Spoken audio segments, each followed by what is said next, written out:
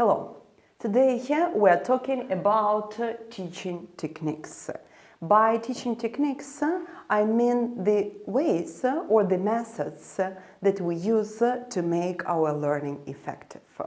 Last time we talked about the 4 stages of learning: impressing, memorizing, initiation and authorization, and the tools that help us at these stages of learning. At the stage of impressing, we give our students classroom maps and portfolio maps. These are the wonderful tools that will enhance the initiation, the memorization, and the authorization of learning. Today we will talk about teaching techniques, which are pictograms, TPR, and translation. We use pictograms to enhance the memorizing, the initiation, and the authorization stage. And what pictograms do we use? What is a pictogram in general? A pictogram is a representation of a word, or in our case, that will be the representation of the parts of speech. We will also use the small pictures for the words that you can name, but most consistently we will use the parts of speech that will be represented by different shapes. There are several rules that are necessary to remember when we use pictograms. They are clear symbols. The symbols should be the same and they should be easily recognized. The symbols have to be easy to interpret. You shouldn't spend long time trying to recognize what the teacher wanted to code in the symbol. The symbols have to support accurate speaking. That happens when we use the symbols for the parts of speech. They do promote accurate speaking. And also it's important to remember that consistency is a key to success. The more consistent you are in using the symbols, the better it is for the students, because they very easily start recognizing the symbols after the first try. And the more you use the same symbols, the easier it is for them to build sentences.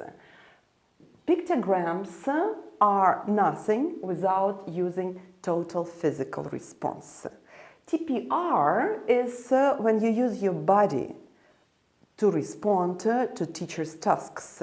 However, we don't use all TPR techniques. What we do use are the fingers of the students and their bodies when they are younger.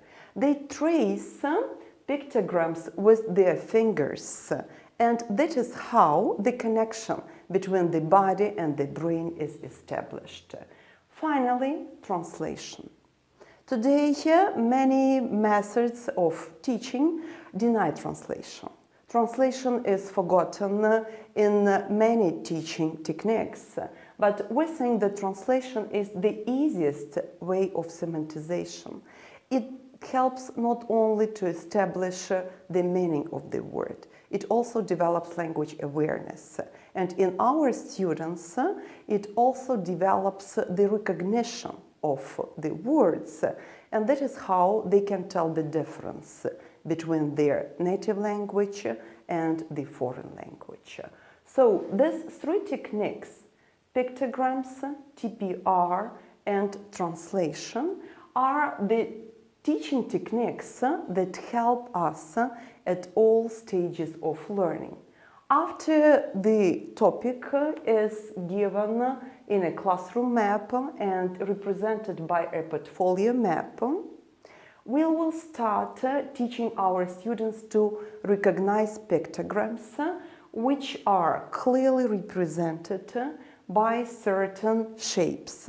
And also we have to remember that pictograms are really good when we use the colors. So colors help us add the meaning here. Pictograms will be traced, especially from the very beginning, with the fingers. We will use the fingers to show something, to point at something. and the students will always have their fingers on the pictures of the portfolio map. This is a part of the TPR approach that helps us see whether the student is with us or he's somewhere else, whether the student is following what we want him to follow or he is just looking out of the window. And also translation. Translation is the method that helps us not only understand what students know, they also help us check their knowledge, and translation helps develop better language awareness. Thank you for your attention.